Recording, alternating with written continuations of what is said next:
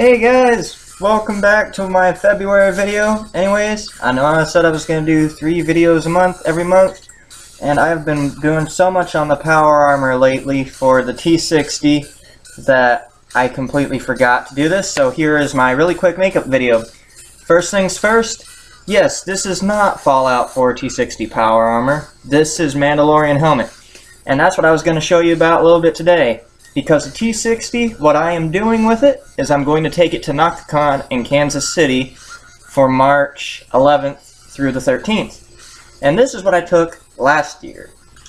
And it was pretty good, but it wasn't the best because the jumpsuit that I ordered was way too flimsy and paper thin because I didn't bother reading the whole entire item description. And the neck covering didn't come with it that I had ordered. But it was still fun to go. It was still an amazing experience. I had gone to other cons before, but I had never gone to NoctaCon, so it was still fun. Amazing, awesome. There were several other Star Wars cosplayers there, and there was somebody else who had dressed up as Han Solo. So as you can imagine, we had our own little line forming of people wanting to take pictures. And I'll put most of these pictures up at the end of the video. And then I took this guy again during last year's Halloween. Got a better jumpsuit, a nice green jumpsuit, and it looked a lot better, and it was just really fun. Went to a bar, costume contest, got third, but it was still pretty good. But anyways, now on to the T60 power armor. Oh, wait, where'd I put them? Where'd I put them? There we go. These right here were the gauntlets I made, just to show you that I made everything from scratch. What the? Somebody is texting me right now and I don't want them to. Stop it. A little bit. Anyways. This was all cardboard and different bits laying around the house. There's a little old starship.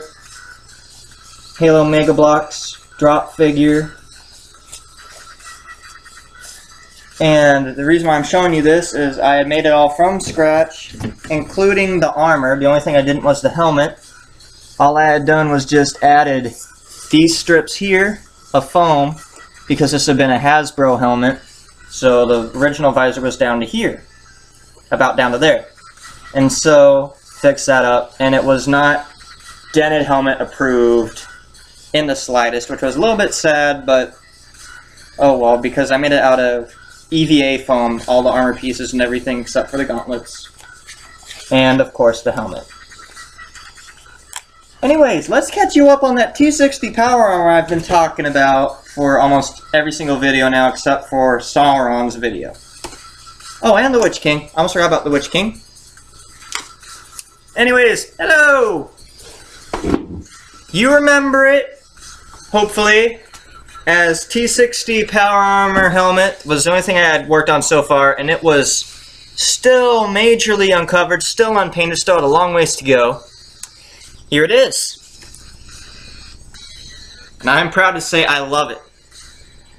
It's all cardboard, foam board, styrofoam, and then welding goggle lenses for his eyes, a little cheap $4 flashlight, vacuum hose for the hose. And it fits really nice, really snugly like it's supposed to. If I can get it to. The only issues is I did a lot of epoxy work on it to get it all stiff and straightened and everything. Yet there are still some major pinch points, if you will, where I take it on and off even after 9-10 layers of epoxy to where it still cracks. So I'll still have to keep fixing those. But here it is. And I pretty much love it.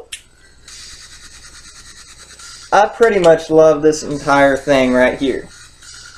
The only thing that's missing from it is a headband inside, like from construction helmet, just so it sits more securely on my head and up a little bit. But here's a more up close look at it. And this is not the final paint scheme. I had a friend who almost told me, since there's so many, well, he did tell me, not almost tell me. Since there's so many mods and skin mods and everything, he said, why don't you do something with Nuka-Cola Good old Nuka-Cola. And I'm probably going to do a paint scheme with the Nuka-Cola girl on the rocket on the chest piece at least. And speaking of which, here that is so far my progress on it. It is still in the baby stage, and I have another one standing by. Is it the best? No. Is it good enough for me? Yeah, it's good enough for me. Here's the shoulder. It's a big old boy try to fit in there. EVA foam, PVC pipe, cardboard, and a lot of imagination. And, ooh, I say I'm nearing the 5-minute mark, and I want to try to keep these videos as short as possible. Here is the leg that I've been working on so far, T60 leg. Here is the upper thigh. It's all done and epoxied and everything. That's what the black and silver stuff is some of the epoxy and everything. Inside and outside, it is really good. I'm using metal, not metal discs. They look metal now because I painted them, but I'm using wooden discs for the pivot points in the legs, and this actually worked really well. Just gotta, mainly just gotta paint everything right now. Here's the foot. I am proud of the foot. If I can fit it all in the frame. T60 Power Armor leg. And how's it working, you're asking? Simple. I got a shoe hooked up to my base inside so I can stand up taller just like the suit does. It's all strapped in. Did he say strap in or strap on?